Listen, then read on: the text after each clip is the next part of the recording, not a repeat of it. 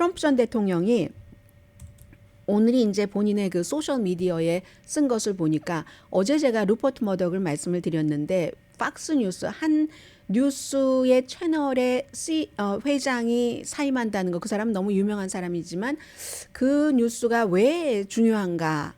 결국은 미국의 여론을 수십 년 동안 이끌어왔고 앞으로 2024년도 대통령 선거에서도 결정적인 영향을 미칠 수 있는 매체의 회장이 내려와서 명예회장으로, 물론 뭐 회장과 52살의 그 락라인이라는 아들이 머덕이 아버지와 좀 비슷한 정치적인 시각을 가졌고 이 사람 그랬기 때문에 승계 작업에서 그 왕좌를 차지한 겁니다. 지금 동생 물리치고 한때는 동생 제임스가 될 것이다 하는 시각도 굉장히 많았었거든요.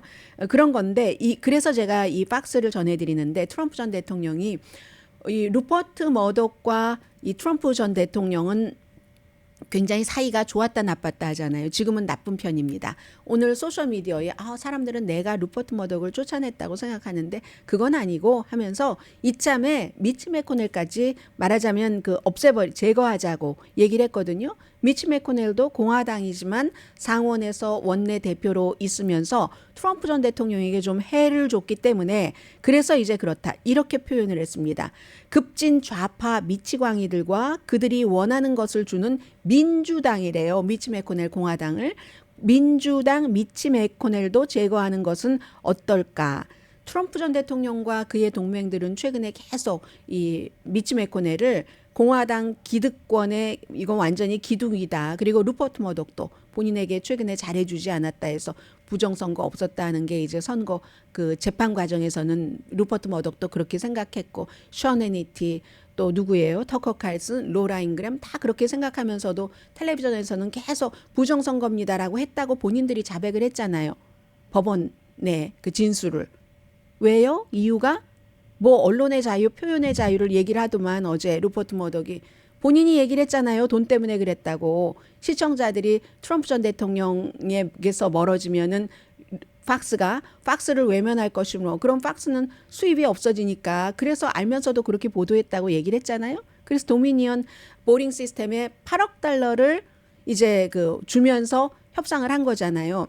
이런 회사인데 그래서 많은 호주와 영국과 미국의 신문, 방송이 있지만 루퍼트 머덕이 가장 사랑하는 매체는 팍스입니다. 굉장히 영향력이 있기 때문에. 그리고 트럼프는 팍스의 루퍼트 머덕과 지금 사이가 나쁘기 때문에 루퍼트 머덕 갔다 그러면 이제 미치 매코넬도 보내야지 돼 이런 얘기를 하는 거고 팍스 첫 번째 토론도 공화당 예비선거 팍스가 주최했고 다음 주에도 팍스가 주최하는데 여기 역시 안 갑니다. 루퍼트 머덕만큼 미국의 현대 정치에 영향을 끼친 사람이 없습니다. 언론에도 마찬가지고요. 그의 계속 이어온 그의 레가시 같은 것은 팍스 뉴스와 공화당에 스며든 두려움과 멸시. 두려움은 뭐 소수인종, 이민자에 대한 두려움도 되고 멸시는 아니 엘리트들이 우리를 말이야 못 배웠다고 트럼프를 지지한다고 우리를 좀 경멸해? 하면서 엘리트를 멸시하는 이거를 계속한 일반 사람들이 그렇게 생각을 하고 있다면 2배, 3배로 확대를 해서 와 하게 만들면서 계속 광고로 돈을 벌었다는 거죠. 71년 전에 작은 호주 신문사 아버지에게 물려받아서 그걸 이제 우파 정치를 하는 그리고 더 많은 돈은 또 뭐 가십 믿거나 말거나 가짜를 막 풀고 그것도 막 해킹까지 하면서 전화 도청까지 하면서 큰 이슈였잖아요. 팍스 계열의 그를 총괄하는 루퍼트 머덕이 그렇게 비즈니스를 운영을 해와서 돈을 번 사람입니다.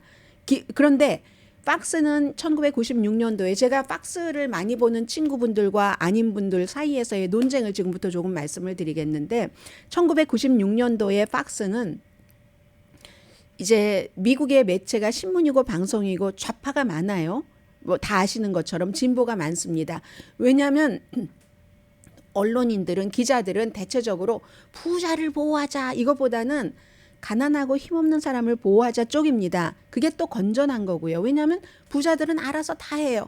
원래도 금수저였고 교육도 많이 받았고 기반도 좋으니까. 그런데 가난한 사람은 능력이 없어서 그래 라고도 말할 수 있지만 그럴 만한 사정도 있고 하니까 어차피 잘 사는 사람들은 잘 사니까 조금 좀 운동장이 기울어졌으니까 이쪽에 조금 도와주면 어때 하는 게 진보입니다. 그리고 대체적인 언론인들의 생각입니다.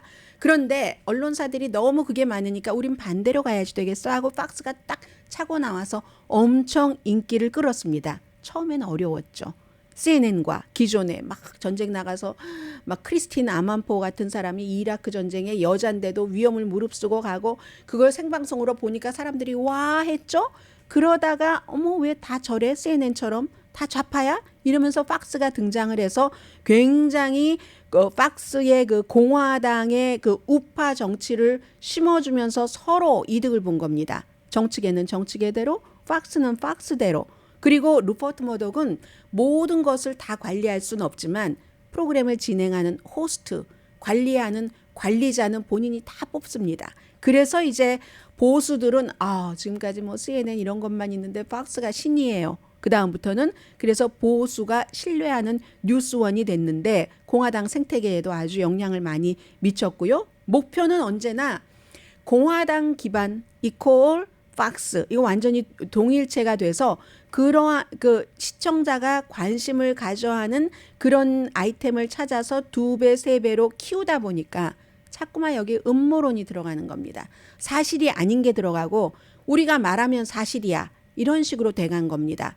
대한 사실이라는 얘기가 있잖아요. 그렇게 해서 이제 그 루퍼트 머독으로서는 정치적인 영향력이 그에게 정치적인 파워를 주니까 다들 루퍼트 머독을 만나려 오려고 했고 그렇게 했습니다. 그래서 기본적으로는 오바마 시대에는요. 티파리라는 것을 엄청나게 막 강하게 만들어준 곳이 팍스입니다. 오바마가 미국에서 태어난 사람이 아니야. 이게 팍스라는 곳에서부터 시작을 했다니까요. 트럼프 전 대통령이 그 이전에는 블라디미르 푸틴이 계속 팍스라는 사람들이 제일 많이 보는 매체가 오바마가 미국에서 태어난 사람이 아니니까 미국 대통령이 아니라는 겁니다. 첫 번째 아프리칸 아메리칸 흑인 대통령을 멸시하는 겁니다. 팍스는요 이민자들도 엄청 멸시해요. 이민자들 막 후진 사람들 흉악하게 생긴 사람들만 보여주고 그러거든요. 심지어 버락 오바마의 얼굴도 좀 흉측한 걸 더 많이 보여주고 그리고는 이제 빅마우스를 막 생산을 해내죠. 션 해니티, 터커 칼슨, 로라 잉그램 그리고 이런 사람들이 또 똑똑해요. 스크립트를 써주는 사람도 너무 많아서 아주 반의 진실과 반의 거짓을 섞어서 사람들을 선동을 하고 문화 전쟁을 일으켰죠. 오바마 시대 끝났습니다.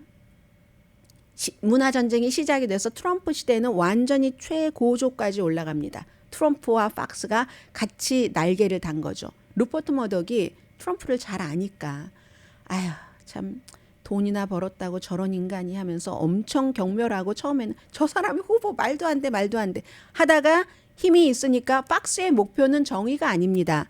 팍스의 루퍼트 머독이 이번에 도미니언 그 보링 시스템과의 재판에서 본인이 고백을 한 것처럼 돈 버는 겁니다. 트럼프가 인기가 있으면 트럼프를 따라가야 돈이 나옵니다. 필요할 때마다 내가 탁 전화를 걸 수 있는 대통령이 있다는 것도 굉장히 재밌겠죠.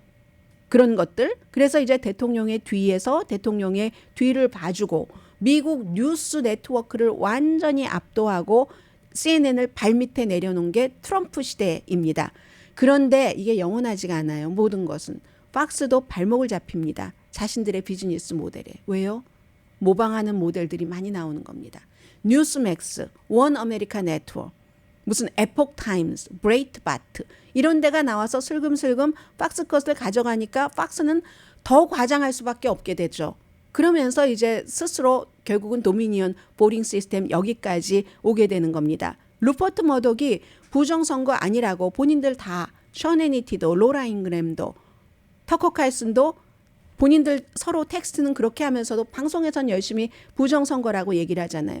루퍼트 머독도 사석에서는 저 트럼프 미쳤어. 저 인간 미쳤어. 그리고 부정선거라는 주장도 미쳤어. 라고 얘기를 하면서도 네트워크는 그 부정선거라는 가짜를 팔아서 미친 듯이 돈을 벌었죠. 결국 대가를 치렀죠. 8억 달러라는 돈을 도미니언 보링 시스템에 줬으니까 언제나 목적 자체가 무엇이 진실이냐 사람들이 무엇을 알아야 하냐가 아니라 팍스가 어떻게 해야지 돈을 버느냐 시청률을 늘려서 나도 파워도 갖고 돈도 갖느냐 그래서 이제 그렇다는 지금은 트럼프와 루퍼트 머덕이 오프 관계입니다. 그래도 트럼프가 공화당의 후보가 대선 후보가 된다면 팍스가 트럼프를 지지하는 데는 의심할 여지가 없고 트럼프도 팍스를 받아들일 겁니다. 팍스만큼 강한 힘의 매체가 없으니까 아무리 요즘에 뉴스맥스다 원 아메리카 네트워크이다 인터뷰를 해봐야 팍스만 하겠습니까? 그리고 시청자들은 더 좋아할 겁니다. 팍스와 트럼프가 손을 잡아버린다면. 자, 이제 이런 거고요. 그럼 앞으로는 어떻게 될 것인가? 모든 컨트롤을 일단 그 락란 머덕 큰아들에게 맡겼는데 가족의 셰익스피어 승계 작업에서 맏아들이 이긴 겁니다. 일단은 이긴 겁니다. 머덕이 그동안 둘째 아들 제임스와 락란, 첫째 아들 많이 경쟁을 붙였어요. 재벌가에서 다 일어나는 일이잖아요. 그러다가 제임스와 와이프가 야 이거 팍스 이거 너무 심해. 오피니언 리더들이 너무 많이 오더니 이럴 수가 있어? 하고 이 사람이 동생이잖아요. 조금 젊으니까 기후변화 같은 것도 혹스라고 하는 그런 게 너무 싫은 거예요. 터커 칼슨 같은 사람들이. 그러다 결국은 팍스에서 손을 떼고 마는데 이게 끝인가? 이 사람들이 지분은 또 그 핏줄로서 비슷하게 또 갖고 있는 부분이 있거든요. 경영에 있어서 지금 셰익스피어 드라마에서 큰아들이 이긴 거지. 동생들이 몇이 합치면 또 큰아들이 언제 날아갈지 알 수 없습니다. 회장 자리에서 물러난 아버지는 92세이고요. 아무튼 그리하여 91개 혐의로 기소가 됐어도 여전히 영향력이 있는 트럼프와 팍스 뉴스가 어떻게 힘을 합칠 것인가. 이게 이제 락란 머덕 시기에 뭐 숙제라고 할 수 있을까요? 아버지에게 몇 년 동안 계속 충성을 해서 아버지의 정치적인 이걸 그대로 아들이 따라가서 이제 동생 제치고 이렇게 됐는데 아무튼 팍스는 시청자들이 원하는 것을 줌으로써 선전머신 활동을 하고 돈과 파워를 받았는데 뉴욕타임스의 한 그 미셸 골드버그 NPR에도 많이 나오는 그 뉴욕타임스에는 컬럼을 쓰고요. 미셸 골드버그가 뭐라고 얘기를 하냐면 팍스가 만든 유권자들 그냥 사실이 아니어도 만들면 사실이 되는 거야 하는 그런 유권자들이 더 이상 이 나라를 정상으로 그런 유권자들이 너무 많아지면서 나라를 예전처럼 매너 있게 정상적으로 통치할 수 없게 만들었다. 지금 그런 얘기들 하고 있습니다.